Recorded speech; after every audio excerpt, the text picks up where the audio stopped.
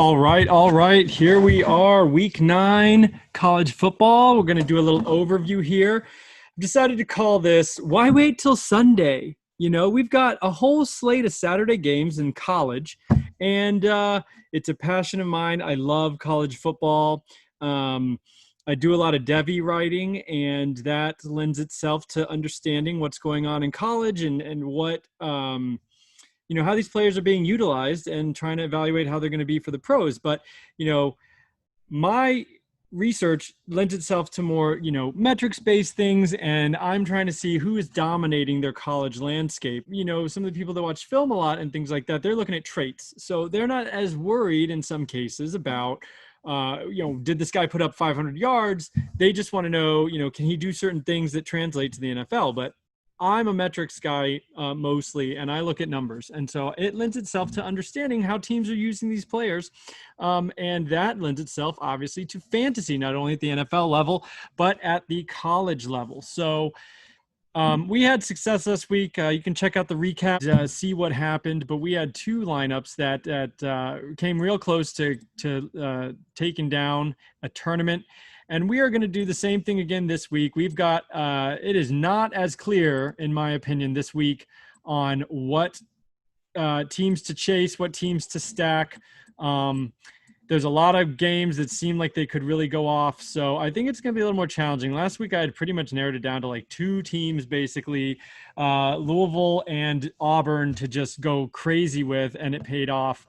This week might be a little more challenging. Basically, what I like to do is take the defenses for each team, find out where they're weak, find out who's just giving it up on defense, and really stack teams against that defense. The talent in the NFL is so razor thin, but in college, the talent can just be not there. And so I think when you're talking about a bad team on some of these lesser schools, you can absolutely exploit that. So let's see what we've got here today. So for the entire slate, it's going to be Georgia at Kentucky, Iowa State at Kansas, Kansas State at West Virginia, Boston College at Clemson, Memphis at Cincinnati, LSU at Auburn, TCU at Baylor, Notre Dame at Georgia Tech, Ole Miss at Vandy, Texas at Oklahoma State, Virginia Tech at Louisville, and for the first time all season, we've got some Big Ten action. That's going to be Michigan State at Michigan, and Indiana at Rutgers. We did have Wisconsin at Nebraska, but unfortunately, COVID has reared its ugly head. That game has been scratched. And guess what? I was unable to find a defense worse than Ole Miss yet again. They are still giving up the most points or the most yards per play on the slate, and they will be playing Vanderbilt. So that is going to be something we're going to dig deep into, because Vandy is an interesting team because nobody really knows what's going on with Vanderbilt, and that could be a place where we can mine some value. The LSU Auburn game is probably one we want to target. That's got a 64 total. It's projected to be close, with a 3-point favorite being LSU, and LSU defense has been pretty bad all around. They're giving up a bunch of pass attempts, second or the most yards per pass attempt on the slate, actually, which is uncharacteristic for LSU. Pretty bad running game defense. So that's certainly something we can look at. Vanderbilt is also a very bad defense. The only thing is teams aren't passing that much on them, probably because they don't need to. So they're only giving up 29.7 attempts per game through the air. They're allowing 32 rushing attempts, which is kind of middle of the pack, but 6.5 yards per rush. Very, very poor rush defense for the Vandy Commodores.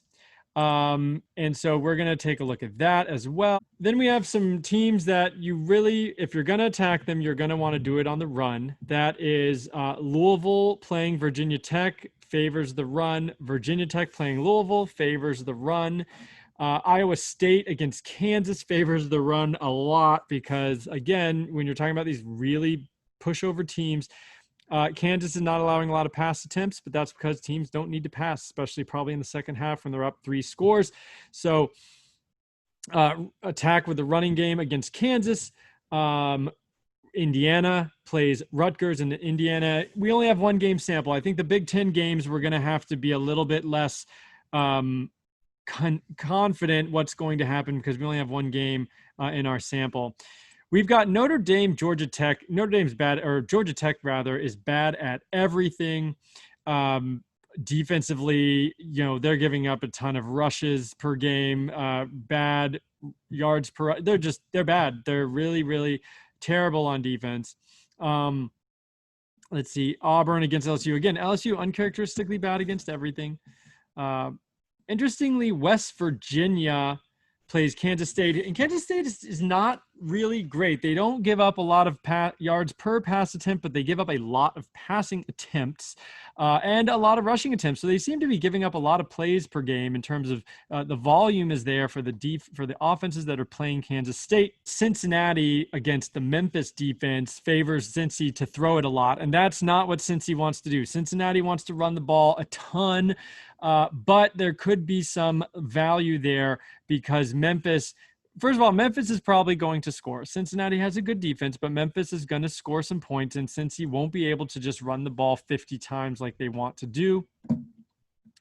Oklahoma State versus Texas is one where it gets interesting. Texas, if you're going to attack them, it's probably going to be through the air. They give up a ton of passing attempts per game, even though on a rate per attempt, they're pretty decent, but the volume is going to be there for Oklahoma State, I think, in this game as well, because Texas is probably going to score. Even though Oklahoma State has a good defense, that game is a 58-point total, and also the spread's only 3 points, so looking to be a close game. And finally, the last one we're going to look at is Indiana passing offense, specifically against Rutgers, who, granted, we only have one sample size, but they gave up 43 attempts. Historically, Rutgers is not a very good team, and they are not good on defense in the last, however long you can remember. So that carries over into 2020. I think I'm happy to play against Rutgers, and we'll look at the value there. So that is the real big overview. So then some players and prices. I've got it limited to roughly, 10 players at each position, 15 receivers that really just come out to being nice plays.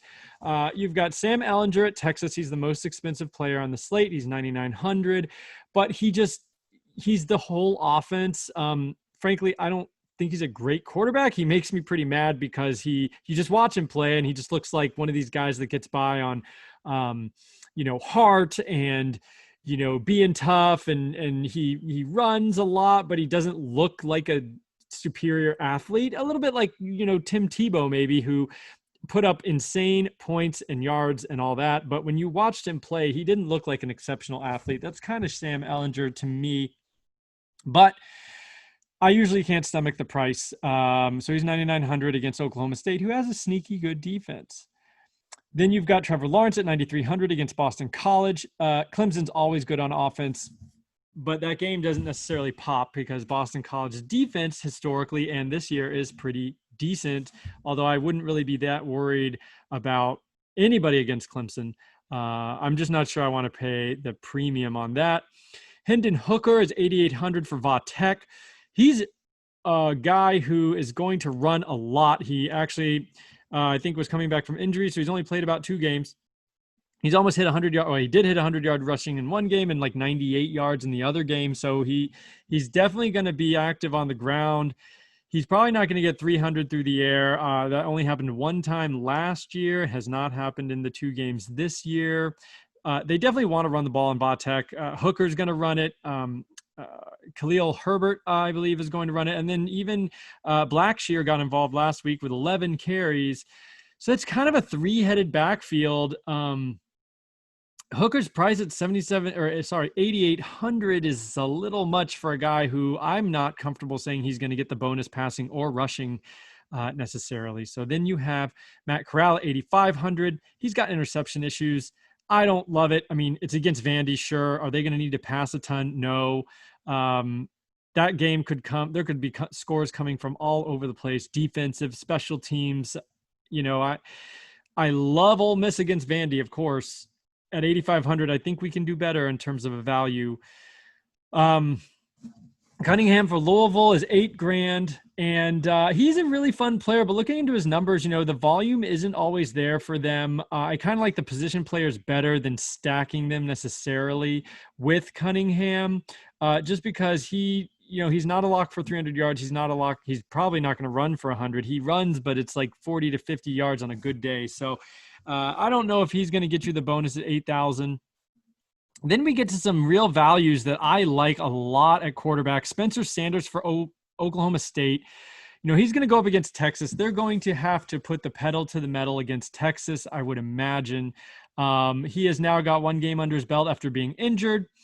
He can run. Now, this is a guy that I think he eclipsed 100 yards rushing last year twice, one against Texas, as a matter of fact. And then this year, he's only played one game, but he put 40 or 50 yards on the ground and scored a rushing touchdown. So, he can definitely take off. That's the kind of guy I want to play at 6,600. Him and Hendon Hooker, maybe project for a similar line. 250 passing yards, maybe 100 on the ground, a couple of touchdowns, but you're saving 2,200 with Spencer Sanders in a game that's probably going to shoot out. And finally, you got Michael Penix at 6,200.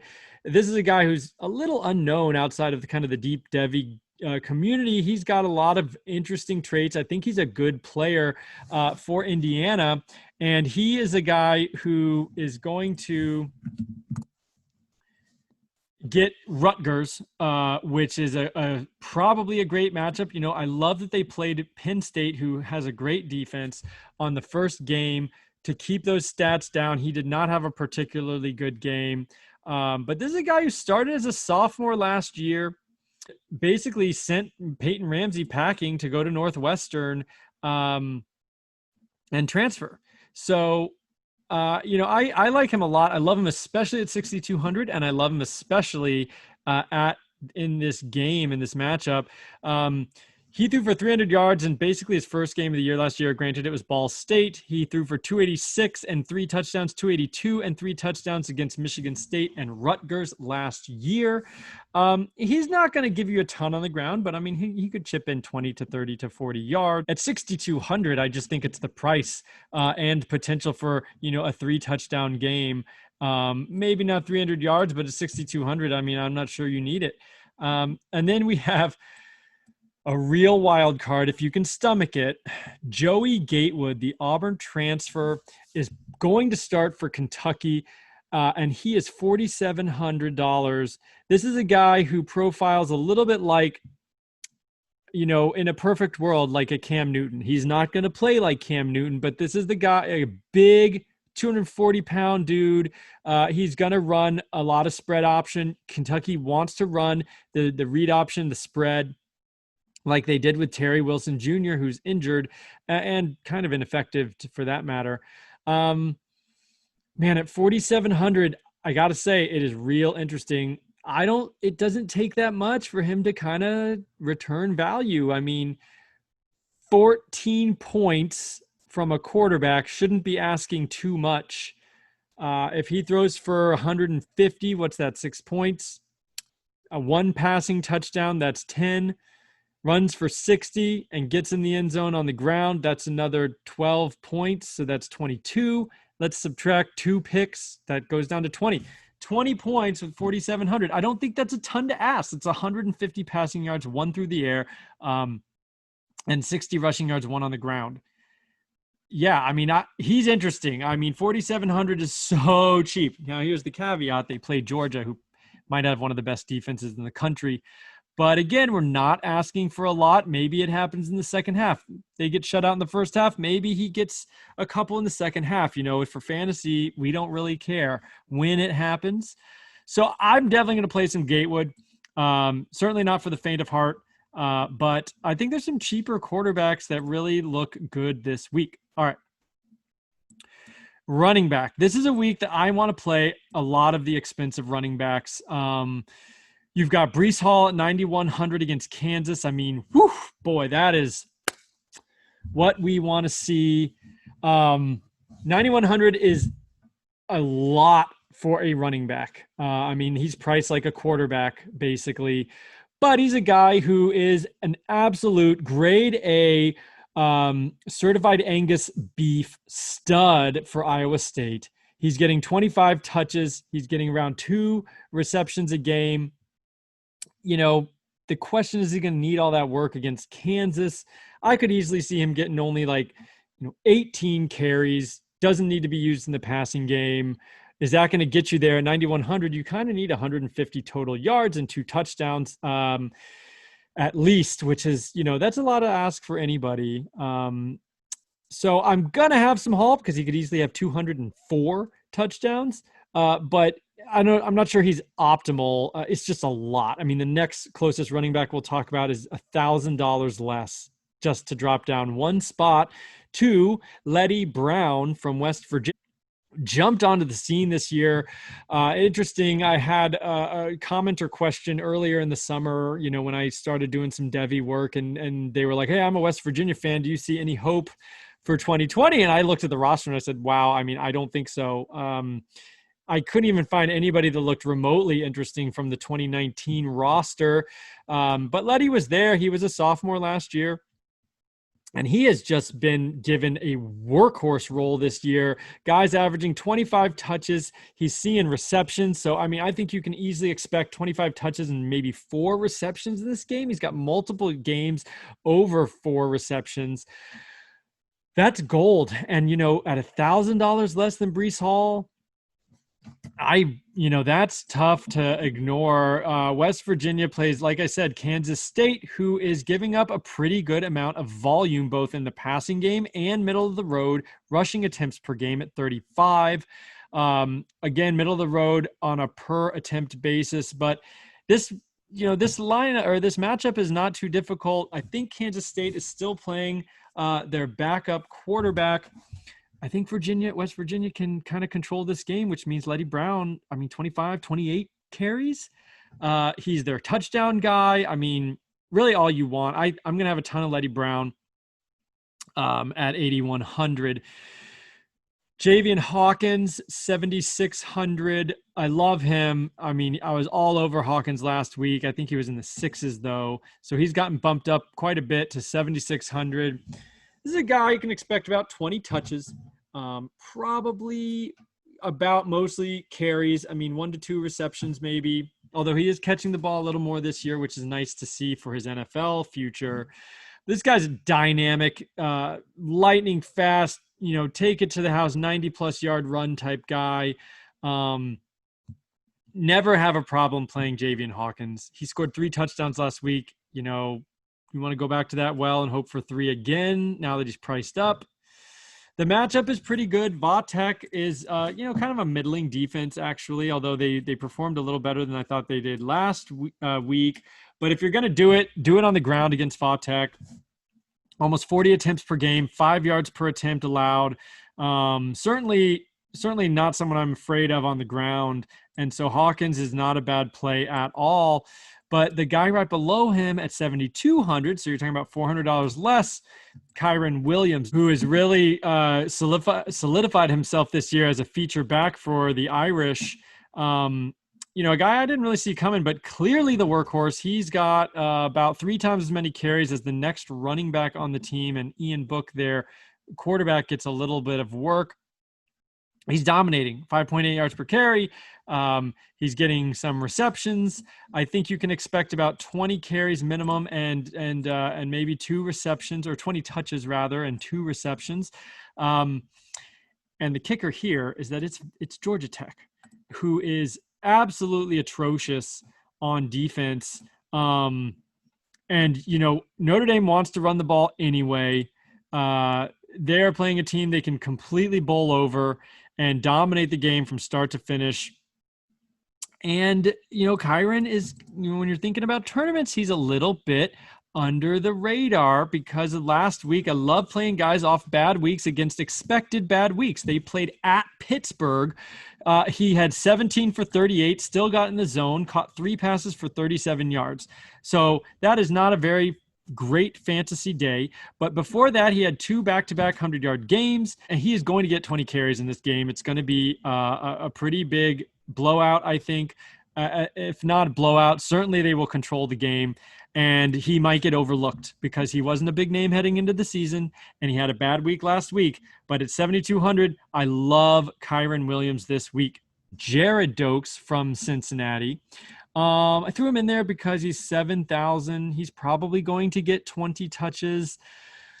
Cincinnati definitely wants to run the ball, but if you're going to beat Memphis, you're probably going to do it through the air.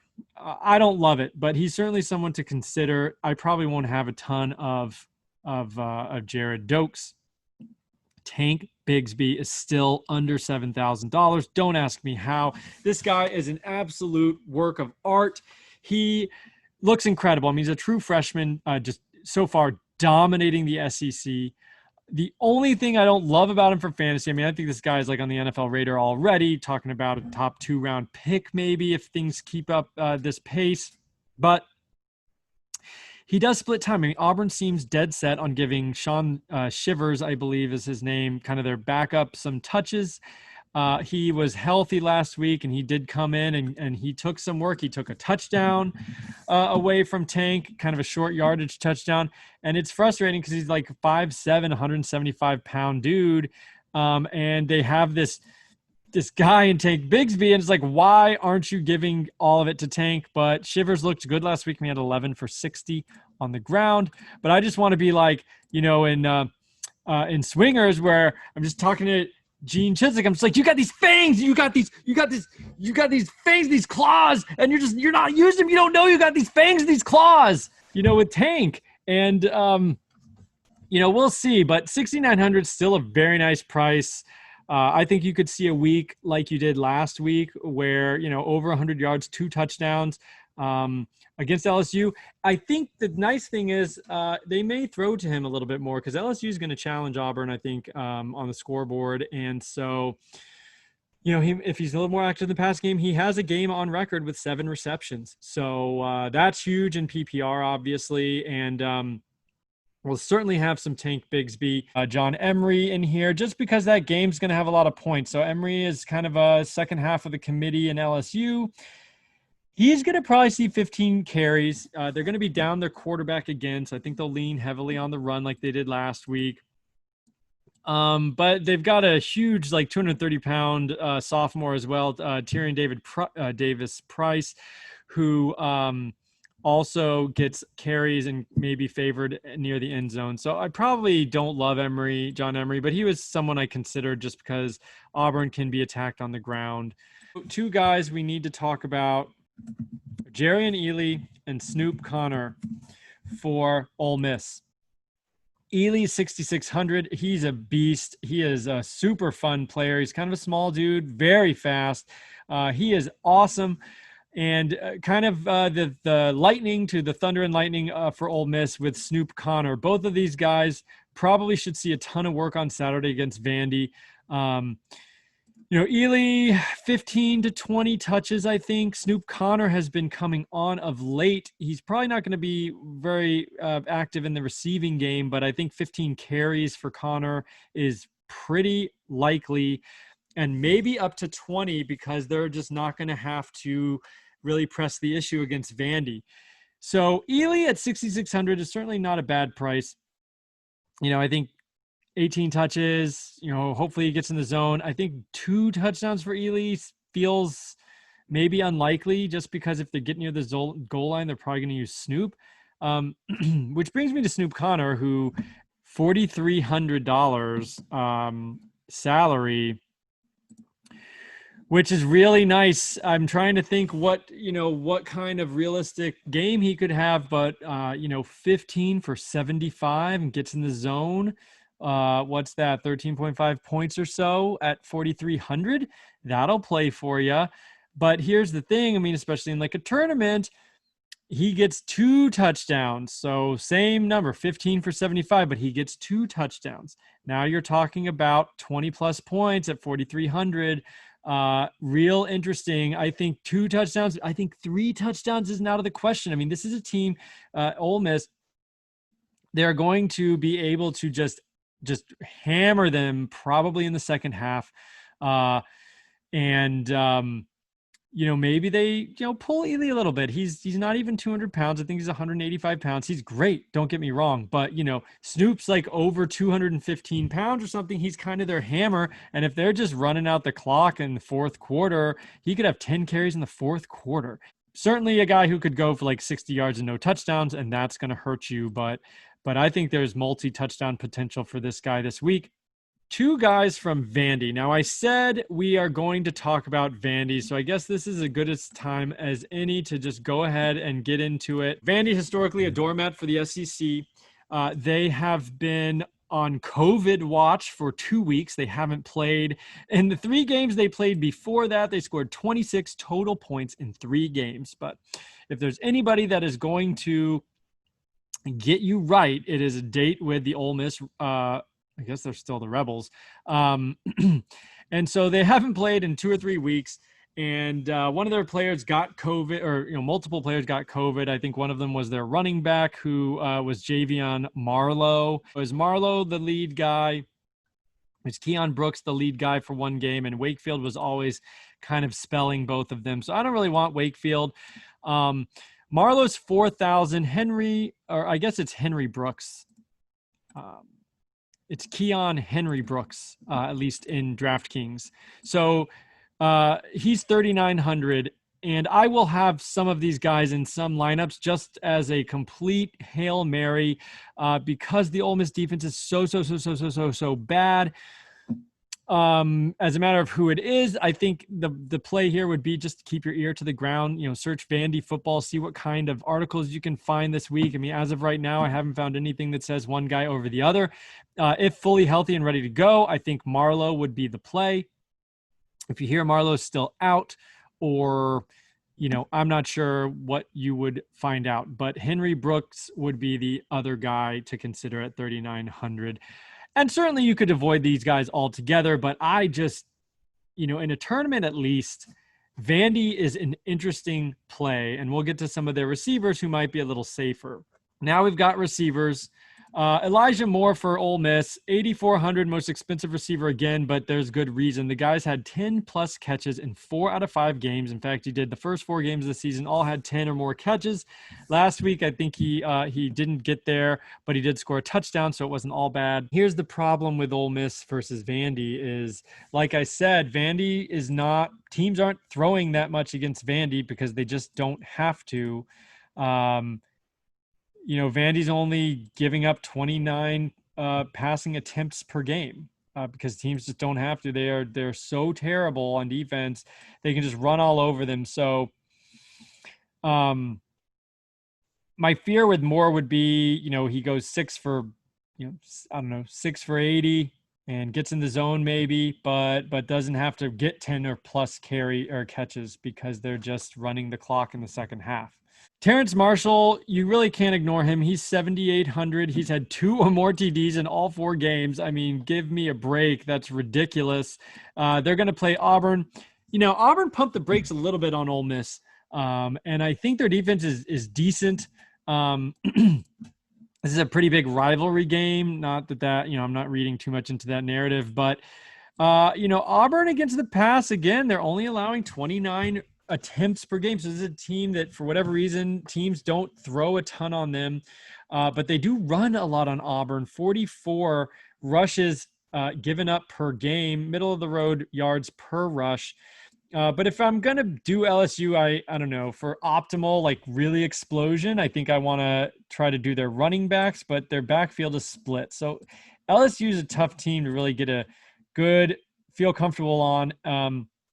Outside of Terrence Marshall, I mean, I really don't have a problem playing Terrence Marshall ever. At 7,800, I wish it was a little less because the next guy we're going to talk about, Tylan Wallace. Now, this is a guy I'm finding myself putting him with Spencer Sanders a lot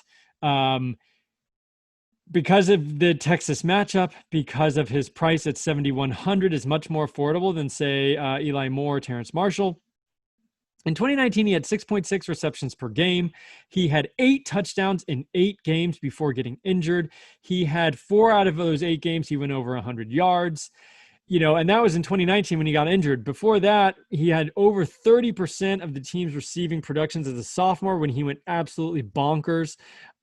He had 28% last year. If you take the whole season into account, even though he only played 8 games, he still had 28% of the receiving production. And then this year, he's over 40% in the young season, despite having to flip-flop between multiple quarterbacks. So, this is as much of an alpha as you can get. He's got big playability. He's got volume on his side at 7,100 in a game that Texas is not very good against the pass. They're giving up a lot of volume in the passing game. Sign me up at 7,100. I think I'm going to have a ton of Tylan Wallace this week. 2 touchdowns, absolutely not out of the question. And I really like pairing him with Sanders. Tutu Atwell, he came through for us in a big way last week. And his price is up a little bit at 6,800. He's another guy who just commands all the volume on his own team. So if you think Louisville's going to go off, you got to have Otwell in the lineup. I'm a little hesitant on the Vatek matchup. It's just not a great matchup for passing volume. Like I said, I think Hawkins might be a better play. He's also more expensive. I love Louisville, and that game has a pretty high point total, and it's projected to be a very close game with a 3-point spread. 30 points on each side of the scoreboard. I don't know. I guess it's a price thing. I have some doubts that you're going to get all the juice out of that lemon with those two guys at their prices. But I'd never argue against Atwell or Hawkins. There's some other guys I kind of like better.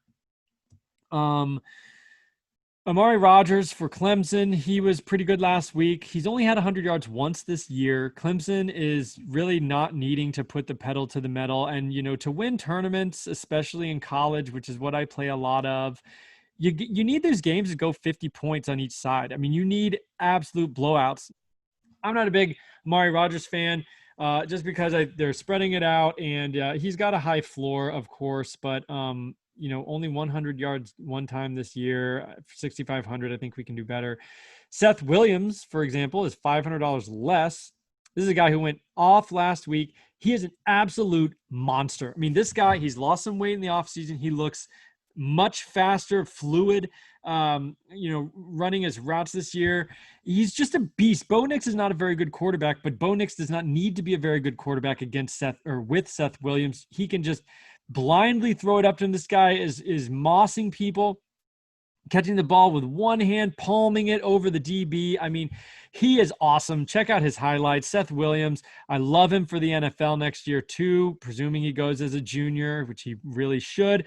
He was 4,900 last week. I had him everywhere, and it was a slam dunk. He's 6,000 this week, so DraftKings did a good job of making him a little bit harder to fit in there, but I think, when you look at Amari Rodgers, 6,500, I'd rather Seth Williams at $6,000, like no problem. No problem at all. He's got double touchdown potential because they're going to need to score against LSU. And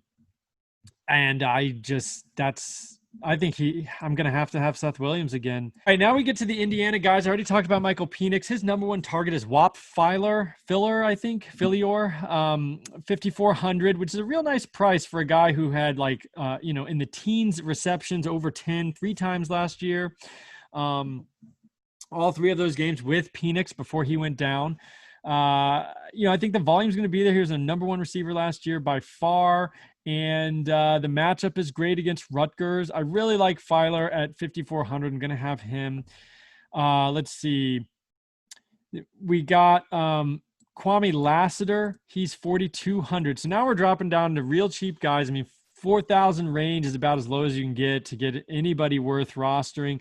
Lassiter is 4,200. His worst outing on the season is 8.4 points. So you're looking at, 2x at his worst outing. So that's not bad.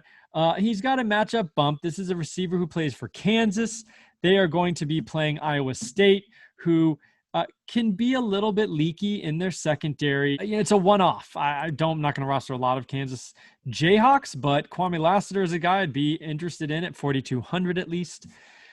Let's see, the Vandy receivers, you've got Cam Johnson and Amir Abdur-Rahman.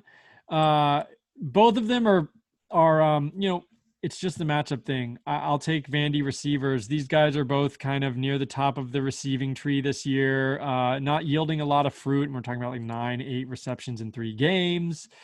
At 4,200, though, I mean, the hope is that, maybe they have 5 receptions for 75 yards and one of them gets in the zone. So take your pick. And if you can get, 5 for 75, it's 12.5 points, and get a touchdown, that's, 18.5 points at 4,200. That's going to play all day for you.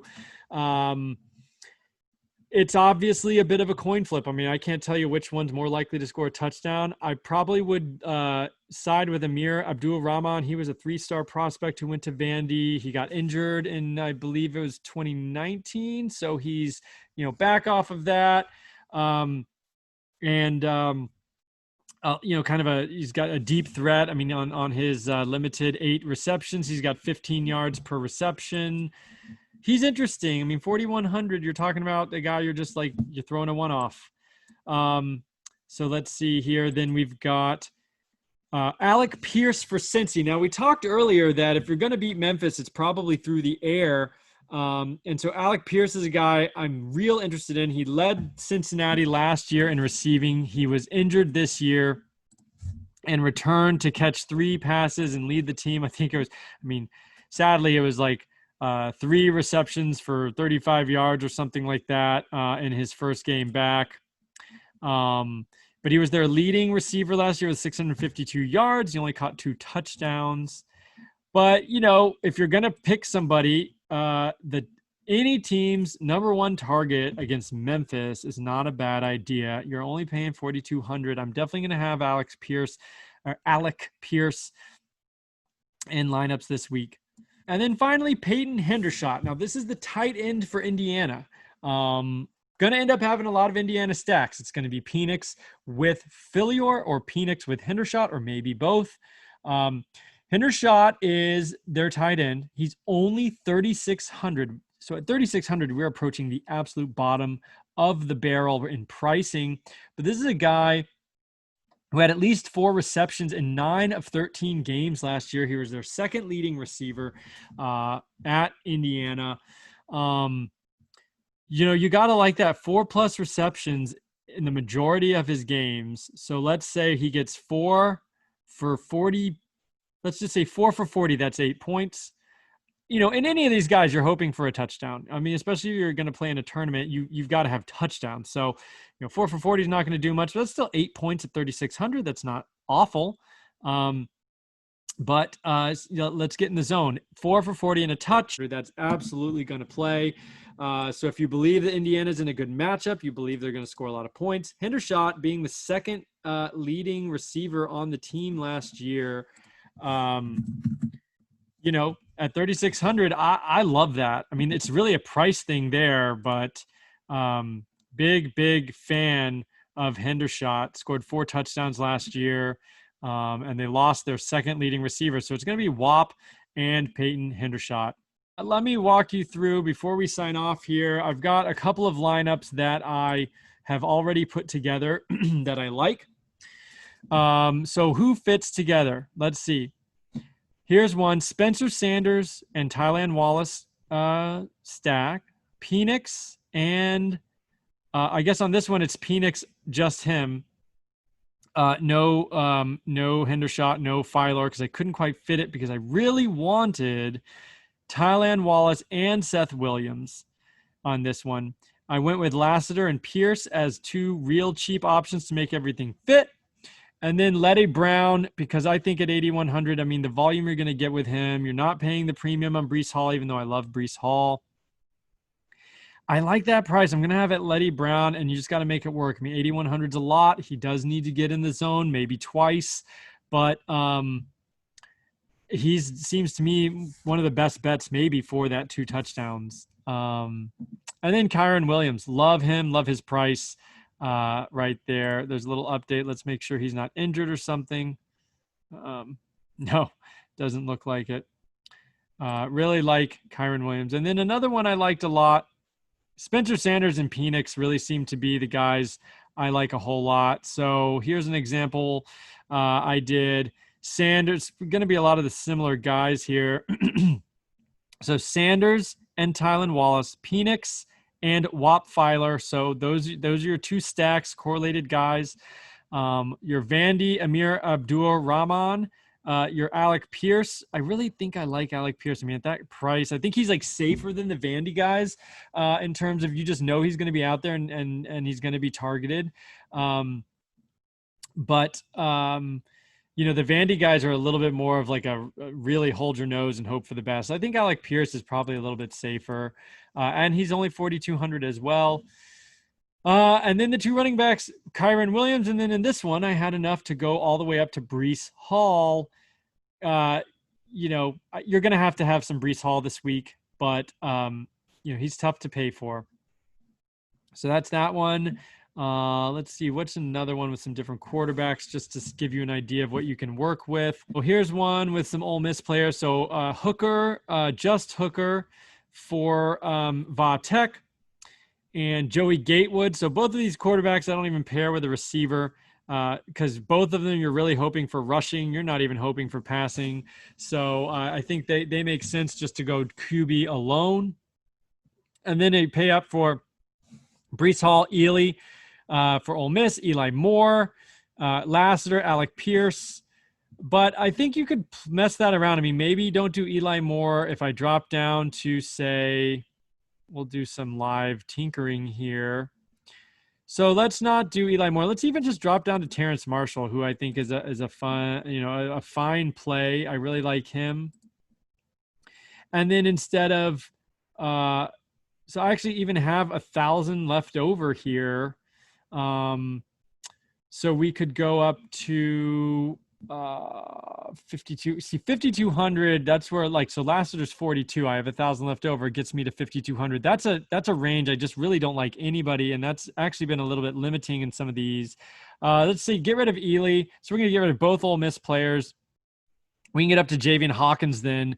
Going down Ely up to Hawkins, which you gotta like that. So let's do that. So we got Hooker, we got Breece Hall, the Beast, Hawkins, Terrence Marshall, Lassiter, Pierce, Hendershot for Indiana, and Joey Gatewood for Kentucky. So you got a really nice lineup. You've got some very strong plays. With Breece Hall, you got two stud running backs, Terrence Marshall and Hooker.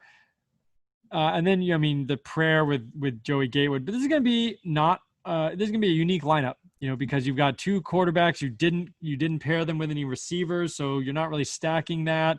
But I'll probably throw that out there. But, that's pretty interesting, strategy. I think Letty Brown and Kyron Williams, I'll probably play around with a lot of those. Tank Bigsby is going to get in there again. So like Bigsby and Kyron, Bigsby and Brown, those are I'm going to mix and match a lot of those running backs and see what comes out. And then a lot of Tylan Wallace, Seth Williams, find him, just want those two guys. I mean, I'd be happy with those two as my top two receivers, and then just kind of see what you can do with some of the other players. But that's what I'm doing. All right, well, that's it. Why wait till Sunday? Throw some lineups out there on Saturday. I had a great time talking about it. We'll do a recap next week. Hopefully, we'll have some ones that challenge those tournaments out there and get that big money, no whammies. So until next time, this is Alfred signing off. See ya.